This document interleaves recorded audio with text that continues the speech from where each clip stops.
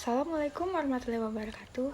Hai, di sini aku Cindy Tias ingin menjelaskan materi tentang ruang lingkup sistem pengendalian manajemen di perusahaan.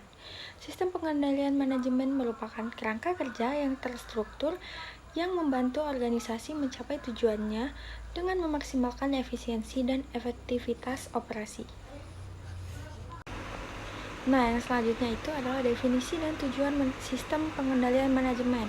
Sistem pengendalian manajemen adalah proses terstruktur untuk menetapkan standar, mengukur kinerja, dan mengambil tindakan korektif untuk memastikan bahwa organisasi mencapai tujuannya. Tujuannya untuk memastikan bahwa operasi bisnis selaras dengan strategi perusahaan dan mencapai target kinerja yang telah ditetapkan. Yang selanjutnya ialah komponen utama sistem pengendalian manajemen. Yang pertama ialah perencanaan, menetapkan tujuan, strategi, dan rencana operasional yang jelas. Yang kedua, penganggaran, menetapkan target keuangan dan sumber daya untuk mencapai tujuan. Tiga, pengukuran kinerja, memantau dan mengevaluasi kinerja aktual terhadap target. Keempat, pengendalian, mengambil tindakan korektif untuk meminimalkan penyimpangan dari target. Struktur organisasi dan desain sistem pengendalian. Struktur organisasi menentukan peran dan tanggung jawab dalam sistem pengendalian. Desain sistem menentukan mekanisme pengendalian yang akan digunakan untuk mencapai tujuan. Komunikasi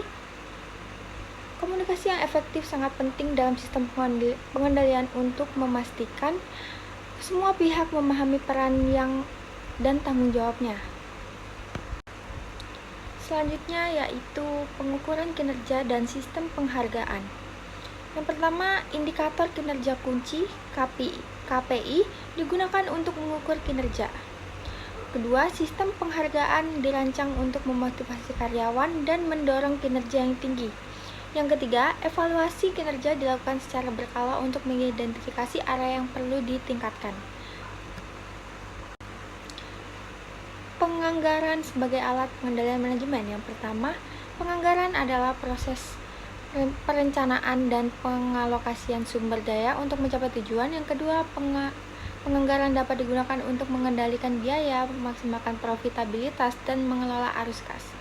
Yang ketiga, penganggaran harus fleksibel dan dapat disesuaikan dengan perubahan kondisi bisnis.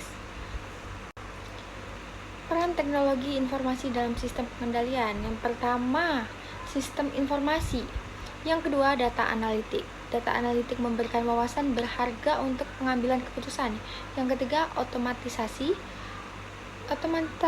otomatisasi tugas-tugas rutin meningkatkan efisiensi.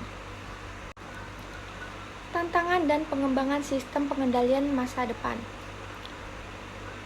Yang pertama, teknologi baru seperti AI dan Big Data akan terus membentuk sistem pengendalian. Yang kedua, globalisasi. Organisasi harus beradaptasi dengan tren global dan persaingan yang semakin ketat. Yang ketiga, keberlanjutan. Integrasi prinsip berkelanjutan ke dalam sistem pengendalian menjadi semakin penting.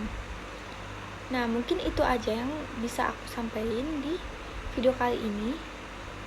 Sampai jumpa. Dah.